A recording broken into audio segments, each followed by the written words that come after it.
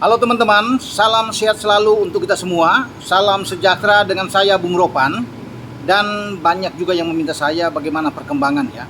Karena Piala Dunia U17 kan sebentar lagi akan dimulai. Tidak sampai dalam sebulan karena akan berlangsung pembukaan 10 November di Gelora Bung Tomo di Surabaya. Dan sekarang tim U17 kita sedang melakukan TC di Jerman. Sebentar lagi akan kembali. Sudah memainkan 6 pertandingan dalam berbagai uji coba di sana. Terakhir kemarin tim U17 yang dilatih oleh Bima Sakti itu bermain imbang 1-1 melawan SV Meppen. Dan ketika lawan sedang unggul dengan 1-0 di penghujung laga, pemain diaspora kita yang ada dalam TC dan mungkin saja akan dia menjadi bagian terpenting dalam tim nasional U17 kita yang akan tampil di Piala Dunia, yaitu Ammar Raihan Birkic ya, itu membuat gol balasan. Maka terhindarlah kita dari kekalahan untuk yang keempat kali ya, karena kita sudah 3 kali kalah sebelumnya. Akhirnya kita bisa mendapatkan hasil imbang. Nah, dari 6 pertandingan yang sudah terjadi sampai dengan kemarin, kita meraih 2 kemenangan, ada 1 imbang dan 3 kali kekalahan. Memulai laga di dalam TC pertama di awal-awal ketika kita datang di Jerman, kita kalah dari Merbes ya dengan 1-0 atau dengan 0 ya dengan 1-0. Kemudian kita bisa menang lawan Paderborn dengan 1-0 dan Osnabrück kita bisa menang dengan 2-1, dan akhirnya kita kalah melawan Eintracht Frankfurt dengan 3-0 ya dari tim setempat. Kalah juga dari Mainz dengan skor yang sama 3-0 di uji coba kelima kita. Nah, kemarin kita bermain imbang dengan Meppen, hasil yang cukup memberikan harapan ya, ada memuaskan bagi Bima Sakti sebagai pelatih. Dan saya tadi barusan hubungi Bima. Coach Bima, apa kabar?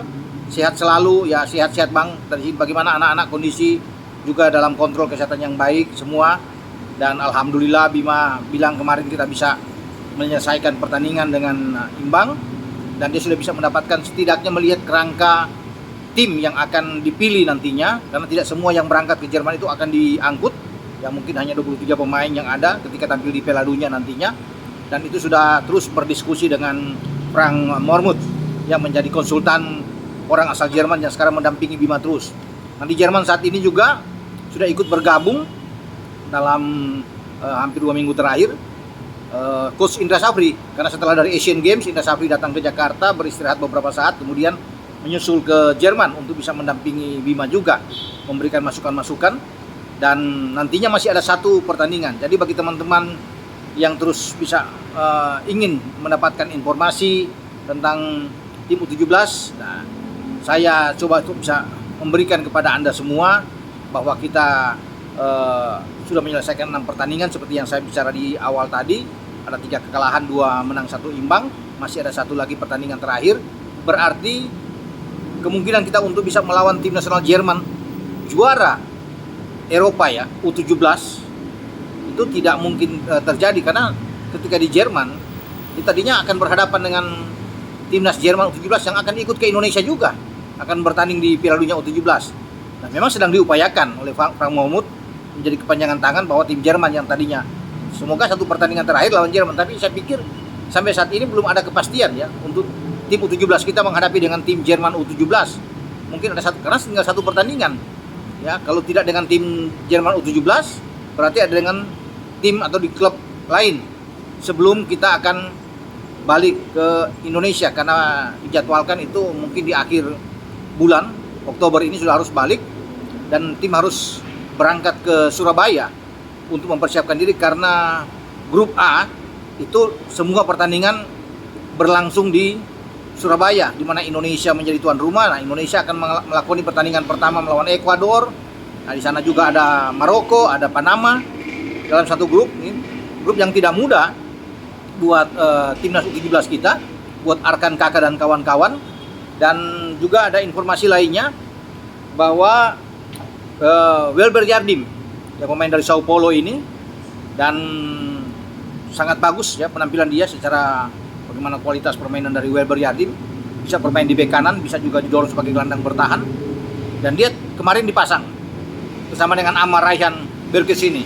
Jadi 2 pemain ini yang terus ditampilkan. Dan saya rasa dua-duanya ini akan dibawa untuk bertanding melawan Ekuador, melawan Maroko, melawan Panama di grup A.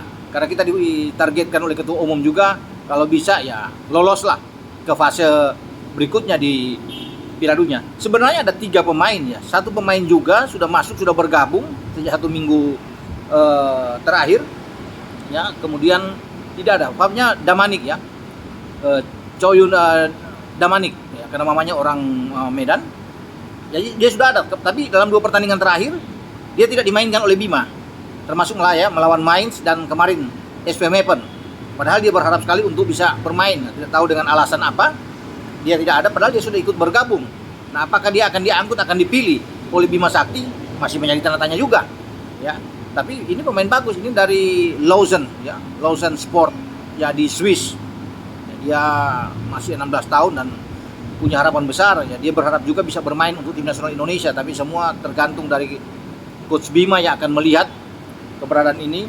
Ya, Weber saya pikir sudah mendapat tempat, dan Amar, ya, Ryan Berkis ini yang mencetak gol kemarin, saya pikir ini suatu langkah yang bagus, di mana dia bisa diplot juga sebagai satu pemain diaspora yang bisa diandalkan. Nah, kita akan tunggu nantinya perkembangan ke depan, karena kalau bisa melihat sekarang, Bima sudah mengatakan semua baik, program latihan juga berjalan dengan oke.